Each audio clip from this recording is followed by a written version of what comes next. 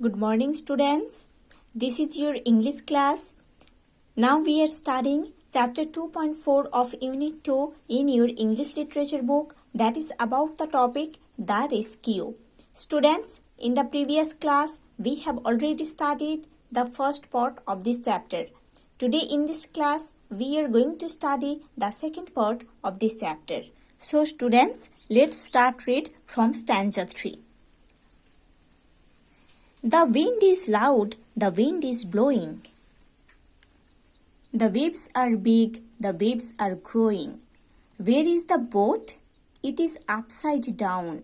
And where is the dog? And must it drown? His or hers, or yours or mine? Oh, must it drown? Oh, must it drown? Now see the translation of stanza 3. The first two lines are, the wind is loud, the wind is blowing. बहुत तेज से हवा चल रहा है, इसीलिए इस हवा चलने का आवाज भी बहुत हो रहा है. The waves are big, the waves are growing. और सी में जो waves है वो ग्रो कर रहा है, इसीलिए वो बहुत बड़ा हो रहा है ना. जब सी में वेव्स ग्रो करता है तब वो बहुत बड़ा हो जाता है. Where is the boat? It is upside down. वो बोट कहाँ पर है? एक मैन बोट लेकर उस सी में जा रहे हैं. सो वो बोट कहाँ है? वो बोट पलट गया है. ओके, वो बोट पलट गया है.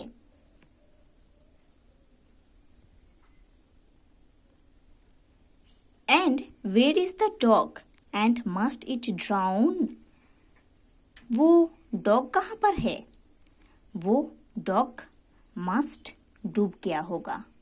ओके, वो डॉग जो रो रहा है, वो डॉग अभी कहाँ है? वो डूब गया होगा. हिज और हर्स, और योर्स और माइन. ये डॉग किनका है?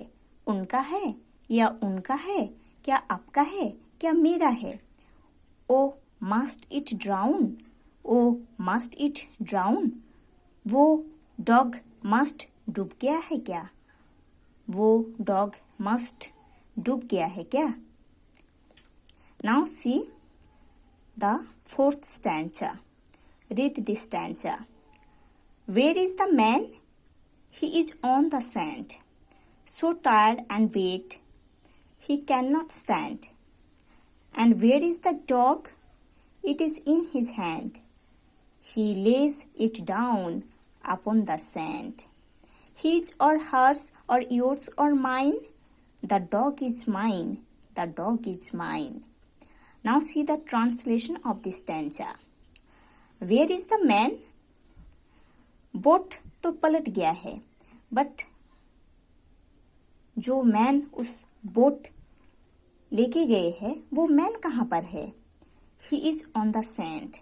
वो मैन सैंड में है ना, सी शोर में है.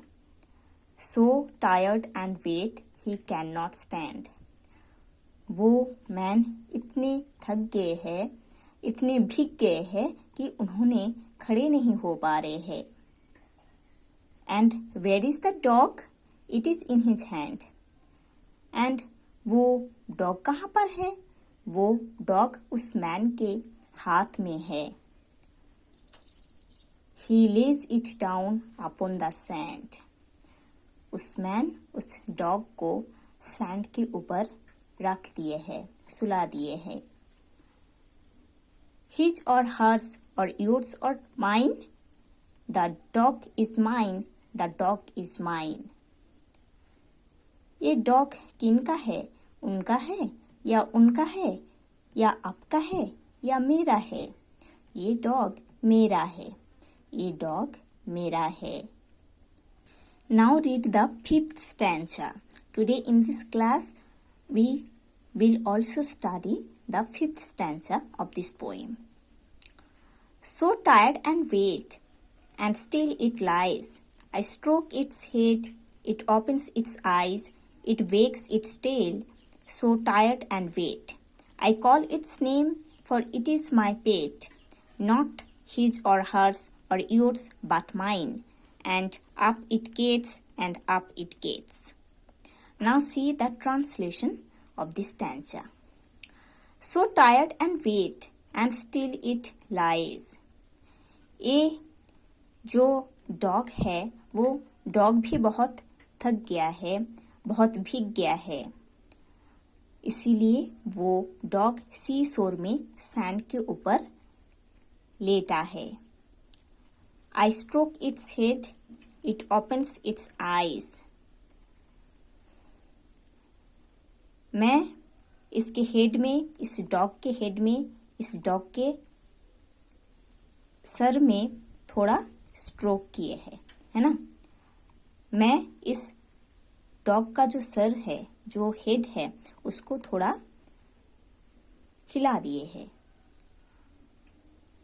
उसके बाद वो डॉग अपना आईज को खोले है.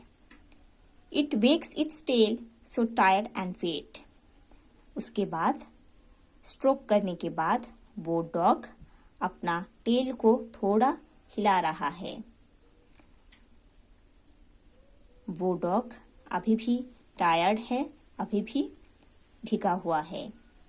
I call its name, for it is my pet. मैं उस डॉग का जो नेम है, उस नेम को कहकर बुलाया हूँ, क्योंकि वो डॉग मेरा पेट डॉग है. नॉट हिज और हर्स और योर्स बट माइन. ये डॉग उनका नहीं है, उनका नहीं है या आपका नहीं है, ये डॉग मेरा है. And up it gets and up it gets.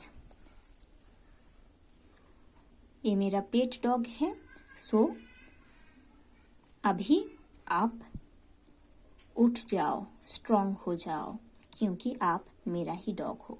Okay. The poem The Rescue, and it is written by the poet Jan Serralier. So students, you have to study the whole poem properly, then we will do the exercise works and question answers from this chapter.